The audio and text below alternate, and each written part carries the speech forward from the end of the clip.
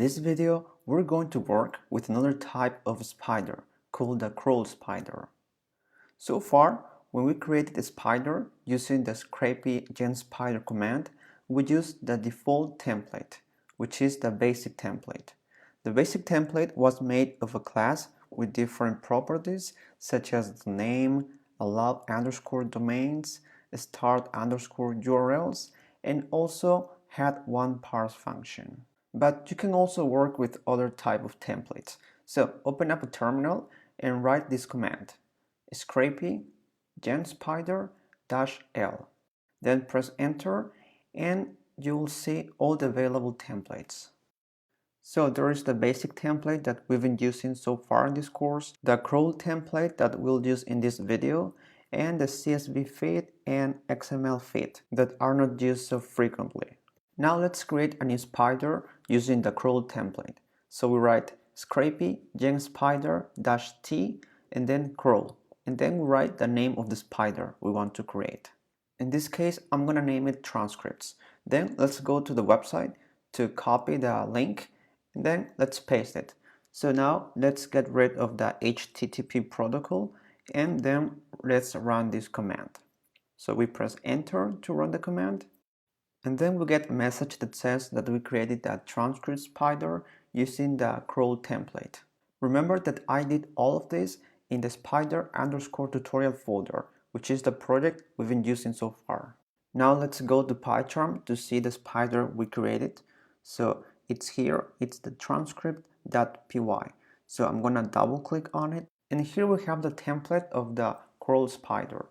As we can see, we still have the name property, allow domains, start URLs, but now we have a new property called the rules property, which is a tuple. A tuple works like a list, but they are immutable, which means that once you set it up, you cannot change what's inside it. The rule tuple must contain at least one rule object. The rule object is used to tell the crawl spider what are the links you want to follow in the website that we're scraping. By default, we already have a rule set up. This rule has 3 arguments. The first argument is allow. The second is the callback method, which is set as a string. Unlike we've seen in the basic template, the callback method in the crawl spider must be defined as a string. The last argument is the follow argument. It's a Boolean argument, and when it's set to true, it will send a request to the links extracted. Finally, we have the link structure object. It's used to specify the links that you want to extract or not extract. To define the links we want to extract, we use the allow argument. In this case, it's set to a regular expression, r quotes item. This means if the link contains the word items, follow it and then parse the response in the parse item function. The opposite of this allow argument is the deny argument. In this case, if the link contains the word item, then it won't be followed. There is also the restrict underscore XPath argument. This one restricts the region we want the crawl spider to extract the links. We should write an XPath inside quotes. With this, we will follow all the elements that match the XPath written. Remember that we can have many rule objects. Each rule object will be responsible for following links with different conditions. Now let's see an example with the website we're about to scrape. So we've scraped this website before, and we're going to use this to test this crawl spider. Now I'm going to the website to verify if this link has the S of security in the HTTP protocol. And as we can see, it has the S, so I'm going to write here in start underscore URLs HTTPS. And now let's go to the movies section. So this is the movies section, and I'm going to copy this link and paste it inside start underscore URLs because this is the website that we're actually going to scrape. So I paste it here. And now let's inspect this website. So I right click and then click on inspect. And then we can see the first element. Now I'm going to build an XPath that helps me match all the links in this page. So I write /ul square brackets at class equal to script-list. This is going to match the box that contains all the movies listed. Now I'm gonna add /a to get the A tag, which contains the links that we want. Now on the right, we can see that 30 elements were matched and we can navigate through them.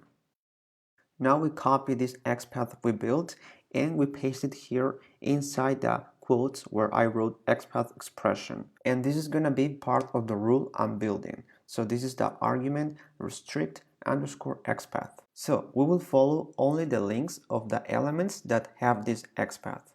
Also, as you can see, I didn't add the /@href. This is because the link structure object will automatically search for the href attribute, so we have to omit it. Okay, now in the parse function, we're going to delete this that we have by default, and we're going to print a response.url to test this code out. Then let's open up a terminal and run the following command: scrapy crawl, then the name of the spider transcript, and then press enter. Then we wait until this is finished. And now that it's finished, we scroll up a little bit and let's see what URLs we got. So here in the last line, we see a URL, the 63rd Annual Grammy Awards. So let's go back to the page to see if this movie is in this page. So we go here to the page and now I'm gonna scroll up and it's here. So this is the movie, so perfect. Our code is working. So now let's go to one of these movies to scrape the website. So now I open one of these and then I inspect this element. So now we have the code behind this page. And we go back to PyCharm to create a new article variable that we're going to scrape. This is the element in the website. So let's build an XPath to match this element. So it has an article tag and the main article value. So we write /article square brackets add class equal to main article inside quotes. So with this, we successfully matched this element. Now back to PyCharm and I'm gonna paste this XPath. So I write response.xpath and inside parentheses, I paste this XPath. Now I'm going to delete this print response.url and instead of this, I'm going to yield some data that I'm about to scrape. So it's going to be the title and the transcript. So in the XPath, I already have, if I add /h1, I get the title. And if I add /p, I get the plot. So now I'm going back to PyCharm to build this XPath. So I write yield, open curly braces, and here I'm going to set the first key as title. So I open quotes and then write title, then colon, and I'm going to use this value as a context. So the article is going to be my context. So I write article.xpath, and then to specify the current context, we add the $, and then slash. So the slash is for the immediate child nodes, and we want to get the immediate h1 element. Then I duplicate this line of code and edit this for the plot key. And then the XPath is going to be ./p. Now let's go back to the browser to get the element that contains the transcript of the movie. So as you can see, the transcript is inside this div element. So let's build its XPath. So to the previous XPath we add /div to get this div element. Now I'm going to open this so you can see that it has many lines of text. Because of this, we will have to use the get all later. Now let's continue building this XPath. So we write square brackets add class equal to, and then we paste the value. So full dash script. Now we copy this XPath we just built and we're gonna paste it in PyCharm. So here in PyCharm, I write the transcript key and inside parentheses, we paste the XPath we copied before. Now I add /text with parentheses to each element. So we get to the text attribute. So now I add the last /text parentheses. And as you might remember, this last element has multiple text elements. So here in PyCharm, we're going to use get all, but only for the last element. So for the first, we write .get parentheses and the same for the second. But for the last one, we use get all because this transcript has multiple lines of text. And also we're going to yield the response.url. We're going to set this to a URL key. Finally, to avoid getting weird values like this one in orange, we're going to use a special encoding. Scrapy doesn't support UTF-8 encoding by default, so we have to add it in settings.py. So we open settings.py, and then in the last line of code, we add the following: feed_export_encoding, and we set it equal to UTF-8. Now everything is set up.